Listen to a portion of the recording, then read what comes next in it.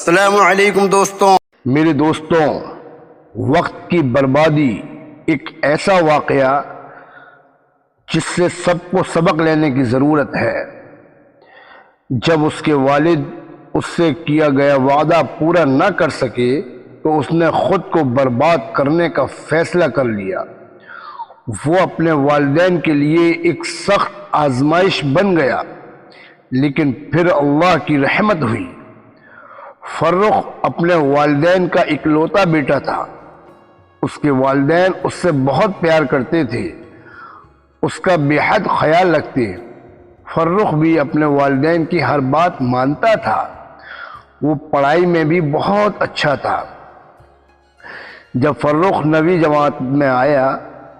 Class میں آیا تو اس کے والد نے اس سے کہا کہ بیٹا، اگر تم میٹرک میں یعنی ہائی اسکول میں A1 گریڈ لے آؤ تو ہم تمہیں ایک نئی ہونڈا CD70 موٹر بائک دلا دیں گے.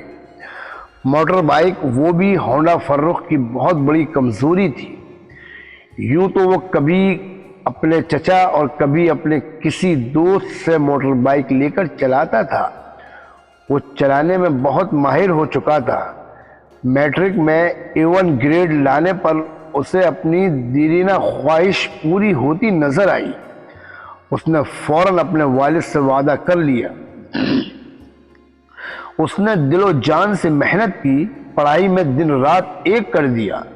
نویں جماعت کے نتائج کے اعلان ہوا تو وہ اپنی منزل سے ایک قدم اور قریب آ گیا، کیونکہ اس کا اچھا A1 گریڈ آیا تھا. پھر اس نے اپنے والد کو ان کا وعدہ یاد دلایا. انہوں نے کہا، ہاں بیٹا، ہمیں یاد ہے، لیکن ابھی تمہارا 1 سال باقی ہے. بہرحال وقت یوں ہی پر لگاتے ہوئے گزرتا گیا. فرخ دن رات سخت محنت کرتا رہا. بالآخر وہ گھڑی بھی آن پہنچی جس کا فرخ کا بڑی شدت سے انتظار تھا، اور واقعی فرخ کا A1 گریڈ ہی تھا. اس کی 85% تھی. سونے پر سہاگا یہ فرخ کی سالگرہ کا دن بھی تھا. اسے قوی امید تھی کہ اس سالگرہ پر A1 گریڈ لانے کی خوشی میں اسے بڑی ٹریٹ، بڑا انعام ہونڈا موٹر بائک کی صورت میں ملے گا. وہ اخبار ہاتھ میں لے کر اپنے والد کے کمرے میں داخل ہوا اور انتہائی پرجوش آواز میں پکارا، ابو، میں نے اپنا کام کر لیا ہے. اس نے اخبار ان کے سامنے پھیلاتے ہوئے کہا، یہ رہا ثبوت، اب آپ بھی اپنا وعدہ پورا کیجیے. فرخ کے والد کچھ دنوں سے بہت اداس تھے. اس کا نتیجہ دیکھ کر بھی انہوں نے بہت زیادہ خوشی کا اظہار نہیں کیا. وہ گزشتہ کئی دنوں سے بہت اپسیٹ تھے، کیونکہ انہوں نے یہ بات گھر میں کسی کو نہیں بتائی تھی کہ ان کی ملازمت یعنی سروس ختم ہو چکی ہے. 1 ہفتہ پہلے ان کی پرکشش ملازمت سے انہیں سبکدوش کیا جا چکا ہے. اگرچہ غلطی کسی اور کی تھی، لیکن خمیازہ فرخ کے والد کو ہی بھگتنا پڑا. جب فرخ نے ان کا وعدہ یاد دلایا تو انہوں نے فرخ سے وقت مانگا اور اسے سمجھانے کی کوشش کی کہ ابھی ان کی مالی حالت ایسی نہیں ہے. جیسے ہی بہتر ہوگی وہ پہلی فرصت میں اسے موٹر بائک دلا دیں گے. فرخ اپنی والدہ کے پاس گیا اور ان سے کہا کہ وہ اس کی سفارش کریں. فرخ کی والدہ کے بار بار اصرار پر حمید صاحب نے اپنی اہلیہ کو تمام صورتحال سے آگاہ کیا. جب انہیں اس روح فرسا خبر کا علم ہوا تو وہ شدید پریشان ہو گئی اور فرخ کے والد کے ہمنما ہو کر وہ خود بھی فرخ کو قائل کرنے کی کوشش کرنے لگی. اس بات سے فرخ شدید ذہنی اذیت کا شکار ہوا. وہ افسردہ اور مایوس ہو کر خاموشی سے وہاں سے چلا گیا. اب وہ بالکل خاموش رہنے لگا. اس کے دوستوں نے جب یہ صورتحال دیکھی تو وہ بھی سمجھ گئی، کیونکہ فرخ انہیں بتا چکا تھا کہ اب اسے موٹر بائک ملنے ہی والی ہے. وہ بھی شدت سے اس کی موٹر بائک کے منتظر تھے. اب بدلتی ہوئی صورتحال اور فرخ کی چال ڈھال سے وہ بہت کچھ اندازہ لگا چکے تھے لیکن انہیں اس کے اسباب کا پتہ نہ تھا۔ جب فرخ کے دوستوں نے اسے چھیڑا تو وہ گویا پھٹ پڑا اور اپنے دوستوں سے کہنے لگا، اب میں اپنے والدین کو پڑھ کر دکھاؤں گا کہ کیسے پڑھا جاتا ہے۔ اب میں صرف اور صرف وقت اور سرمایہ ضائع کروں گا، وقت اپنا اور سرمایہ یعنی منی اپنے والدین کی۔ یہ کہتے ہوئے اس نے زور سے قہقہ لگایا۔ یہ مجھے بیوقوف سمجھتے تھے، مجھے ٹریپ کیا گیا۔ اب یہ جلد جان جائیں گے کہ کون ٹریپ ہوا اور کس کا نقصان ہوا۔ اب اس نے اپنے سلجھے ہوئے تمیزدار دوستوں کے بجائے آوارہ لچے لفنگی دوستوں کی صحبت اختیار کر لی۔ وہ ان کے ساتھ گپ شپ اور فضول اور لغو کاموں میں وقت ضائع کرنے لگا۔ کالج میں آ کر وہ اور بھی زیادہ بدتمیز، آوارہ اور منشیات استعمال کرنے والا بن گیا۔ اس طرح اس نے اپنا پورا سال ضائع کر لیا۔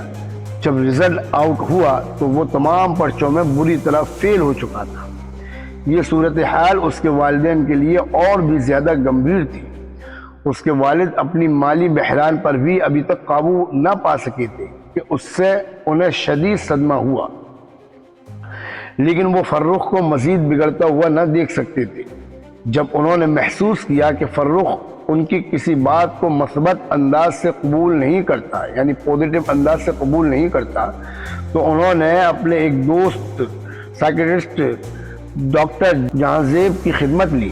ان کے سامنے اپنا مسئلہ پیش کیا۔ ڈاکٹر صاحب نے فرخ سے تنہائی میں ملاقات کی۔ کھوج کرید کے بعد وہ معاملے کی تہہ تک پہنچ گئے۔ پھر اس نے فرخ کی ذہن سازی کی، اس کے اہم ترین متاع یعنی زندگی کا وقت ضائع ہونے کے بارے میں خبردار کیا۔ اس سے کہا کہ عربی محاورہ ہے، الوقت ذہب و ذاہب، وقت ایسا سونا ہے جو ہاتھوں سے جاتا رہتا ہے، جسے سنبھال کر محفوظ نہیں کیا جا سکتا۔ ایک اور محاورہ ہے، الوقت ثلج و یذوب وقت، برف کی مانند ہے، وقت برف کی مانند ہے جو پگھلتا جا رہا ہے۔ اور اس سے کہا کہ بیٹا تم تو اپنا نقصان کر رہے ہو، اتنا اچھا ذہن رکھنے کے باوجود انتہائی ناقص کارکردگی۔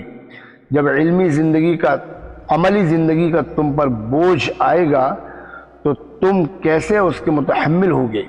بہرحال طویل گفت و شنید کے بعد وہ فرخ کو قائل کرنے میں کامیاب ہو گئی۔ فرخ نے ان سے عہد کیا کہ وہ اب بری صحبت اختیار نہیں کرے گا اور وہ وقت ضائع نہیں کرے گا۔ پھر ڈاکٹر صاحب نے فرخ کے والدین سے بھی رابطہ کیا اور ان سے کہا کہ اس غلط فہمی کی بہت بڑی ذمہ داری خود ان والد کے سر ہے، کیونکہ والدین کو چاہیے کہ وہ ہر اچھی بری گھڑی میں اپنے بچوں کو مکمل اعتماد میں لیں، ان سے ان کی ذہنی سطح کے مطابق اپنے مسائل پر بحث و مباحثہ ڈسکس کریں۔ اگر کسی وجہ سے ان کی کوئی خواہش پوری نہ کر سکتے ہوں تو ان کے سامنے معروضی حقائق پیش کریں۔ بچوں کو احساس ہو کہ والدین مشکل دور سے گزر رہے ہیں، اس وقت وہ ہماری خواہشات کو پورا کرنے کی پوزیشن میں نہیں ہے، لیکن وہ ہماری خواہشات کی تکمیل میں سنجیدہ ہیں، وہ ہمیں بیوقوف نہیں بنا رہے۔ اس طرح بچوں کے رویوں میں والدین سے بیزاری نہیں بلکہ ہمدردی اور محبت کے جذبات ابھریں گے اور وہ کسی انتہائی اقدام سے گریز کریں گے۔ فرخ کے والد کو یہ بات اچھی طرح سے سمجھ آ گئی۔ اس طرح ان کا بیٹا برباد ہونے سے بچ گیا اور اس نے والدین سے معافی مانگ کر دوبارہ محنت شروع کر دی اور پھر ایک اچھا طالب علم بن گیا، ایک اچھا اسٹوڈنٹ بن گیا۔ اللہ تعالیٰ وطن عزیز کے تمام بچوں کو عقل سلیم اور ہدایت عطا فرمائے اور وہ اپنے ملک اور والدین کے لیے باعث فخر بنے، نہ کہ باعث ذلت۔ آمین۔ آپ کو ہمارا یہ ویڈیو پسند آیا ہو تو لائک کریں، اپنے دوستوں کو شیئر کریں اور ہماری حوصلہ افزائی کے لیے ہمارے چینل کو سبسکرائب کریں، اور آپ کو ہماری یہ ویڈیو کیسی لگی کمنٹس میں بتائیں۔ وقت والسلام، السلام علیکم، اللہ حافظ۔